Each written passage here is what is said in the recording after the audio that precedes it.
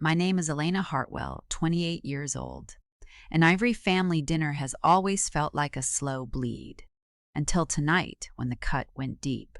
My mom's voice landed like a hammer across the table. Elena, you're not even half the woman your sister is. Look at Sophia's career, her marriage, her house, and then look at you. For 28 years, I'd bitten my tongue. For 28 years, I carried their disappointment like a second skin. But this time, something inside me broke. The scrape of my chair against the hardwood cut through the room. My hands didn't shake. My voice didn't waver. Well then, I said, eyes locked on theirs. If I'm not half the woman you think I should be, maybe it's time you and Dad start paying the mortgage yourselves. Silence detonated across the table. Silverware froze midair. My father's mouth opened, closed, then stumbled on words. Elena, we didn't mean, he stammered, face pale. But the damage was done. The balance of power had shifted. And in that moment, I realized I wasn't their scapegoat anymore. I was their reckoning. Growing up in the Hartwell household meant learning early which child mattered and which one didn't. Sophia, my older sister by 3 years, was the one who filled the photo albums.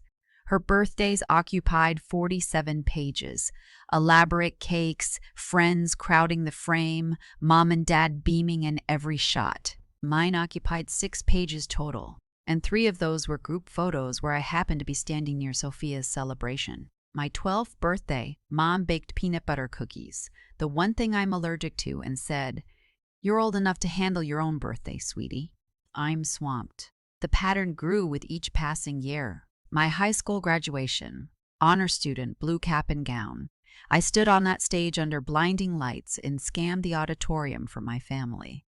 The seats where they should have been sat empty. No faces, no cameras, just the hollow echo of other families cheering.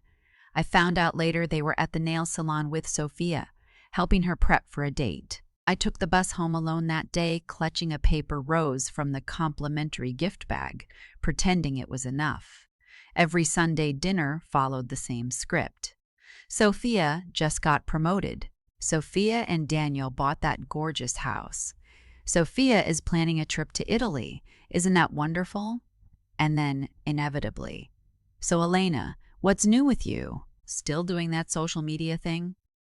I'm a social media manager for a nonprofit. The pay is solid, the work is meaningful, but it's not glamorous like Sophia's corporate law career, so it doesn't count. Then, 2 years ago, Mom called on a Tuesday afternoon, her voice small and trembling. "Elena, honey, Dad and I are in a bit of trouble. The mortgage, we might lose the house. Sophia is stretched too thin right now.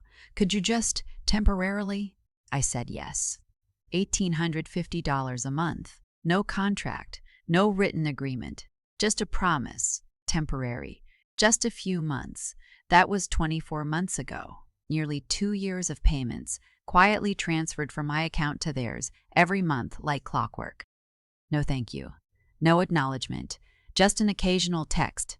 "Got it. You're a lifesaver." Followed weeks later by another comparison to Sophia at Sunday dinner. I had become the invisible daughter, the backup plan, the safety net, never the one they celebrated, only the one they used.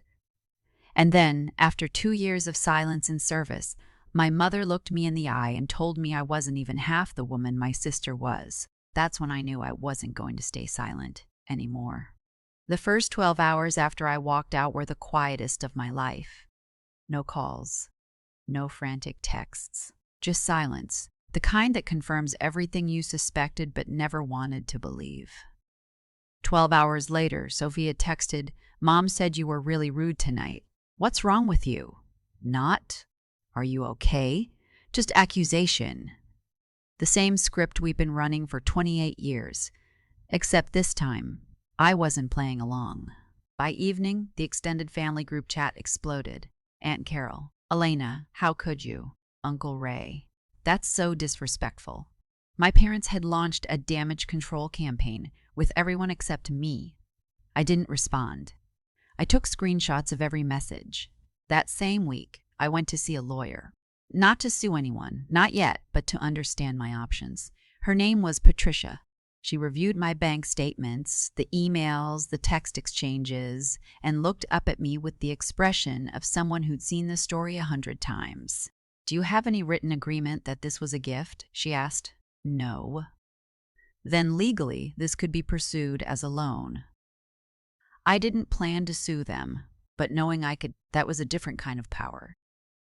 Then Patricia asked a question that changed everything. Did they refinance the house recently? 3 minutes later, she turned her laptop screen toward me. My parents had refinanced their home 16 months ago, right in the middle of my temporary mortgage assistance, and withdrawn $60,000 in home equity. I thought about Sophia's kitchen renovation. The gleaming marble countertops. The price tag she'd mentioned in passing, around $35,000, but it's an investment. The timeline matched perfectly. They had pulled tens of thousands of dollars out of the house I was helping them keep and given a significant portion to Sophia, while continuing to let me pay their mortgage every single month. Without a word, Patricia slid a business card across the desk. Family financial mediation, a neutral third party, a structured conversation. Evidence-based, you present the facts. They respond. No screaming match. I picked up the card and felt its weight in my hand. "They'll think it's just dinner," I said quietly. "A chance to reconcile." Patricia smiled. "And instead, it'll be a reckoning." 10 days later, Sophia texted, "Mom and Dad want to have dinner. Saturday, 6 p.m., Riverside Bistro. Please come." I stared at the message for a long time. Then I replied, "I'll be there." What they didn't know was that I wouldn't be coming alone. I arrived 10 minutes early and sat at the bar with a glass of sparkling water. No wine. I needed my head clear. The restaurant smelled like fresh bread and olive oil, soft piano drifting from the corner, the kind of place where people celebrate anniversaries and close business deals. Tonight, it would be where my family faced the truth. My parents arrived first. Mom in a pastel midi dress, her approachable mother outfit. Dad in a suit like he was attending a board meeting. Sophia arrived at 6002 with her husband Daniel in tow. That surprised me. They brought him into this. They settled in, smiling with the kind of forced warmth that said, "Let's just get through this." "We're so glad you came, Elena," Dad started, voice too cheerful. "We've missed you." I let the silence hang for a moment. "I'm glad we're all here, but before we start, I need to tell you, I invited someone." Their faces shifted. The door opened. A woman in her mid-40s walked in, gray suit, tablet in hand, calm professional presence that immediately changed the energy in the room. "Good evening," she said, taking the seat at the head of the table. "My name is Sarah. I'm a family financial mediator. Elena has retained my services to facilitate tonight's conversation." Mom's face went white. "Elena, what is this?" "This," I said evenly, "is a conversation about money, boundaries, and 28 years of patterns." Sarah's voice was steady and clinical. She had reviewed the documentation. Nearly 2 years of mortgage payments. A substantial sum based on a request described as temporary, just a few months. No written agreement, no repayment plan, no formal acknowledgement. Then she turned to Sophia. "Were you asked to assist with your parents' mortgage before Elena?" Sophia hesitated. "I don't see why that's relevant." "It establishes a pattern," Sarah said calmly, "and clarifies whether Elena was the first choice or the fallback option." Sophia looked down. Daniel looked at her, his expression shifting. Surprise, maybe disappointment. "Your parents also refinanced their home 16 months ago," Sarah continued, withdrawing significant equity. Shortly after, they continued requesting mortgage assistance from Elena. "Miss Hartwell Cole, you completed a major kitchen renovation last year. Did your parents contribute to that?" The table went silent. Daniel's voice broke through, quiet but sharp. "Sophia, did your parents pay for the kitchen?" "It was a gift," Sophia whispered. "While your sister was paying their mortgage," Daniel said. Not anger, disbelief. Mom started crying. Real tears this time. "We didn't mean to hurt anyone," she said. "But you did," I said, my voice calm and clear. "For 2 years, I paid your mortgage while you gave Sophia gifts. Not once did you say thank you. Instead, you compared me to her. You told me I wasn't good enough. You made me feel like I didn't matter unless I was useful." Dad's voice cracked. "Elena, we're sorry. We didn't see it." "That's the problem, Dad. You never saw me. You only saw what I could do for you." Sarah set 3 options on the table. I chose option C, full forgiveness of the debt, no lawsuit, with 4 conditions. 1, 0 financial obligation going forward. If they need help, Sophia is their first call, not me. 2, family gatherings on my terms, no guilt trips, no comparisons. 3, public acknowledgement. They would call Aunt Carol, Uncle Ray, and the extended family and correct the narrative that I was selfish or disrespectful. 4, family therapy. 3 months, weekly, not to fix me, but to help them understand how favoritism damages both daughters. Sarah drafted it as a signed commitment agreement. Not legally binding in court, but a documented record of clear expectations. Everyone nodded. For the first time in 28 years, they were listening. 2 weeks later, Dad called Aunt Carol. She called me afterward, her voice soft. "Elena, I'm so sorry. I didn't know. I'm proud of you." 3 weeks after that, Sophia texted, "I started therapy. I realized I never really knew you. I only knew the sister who was always there.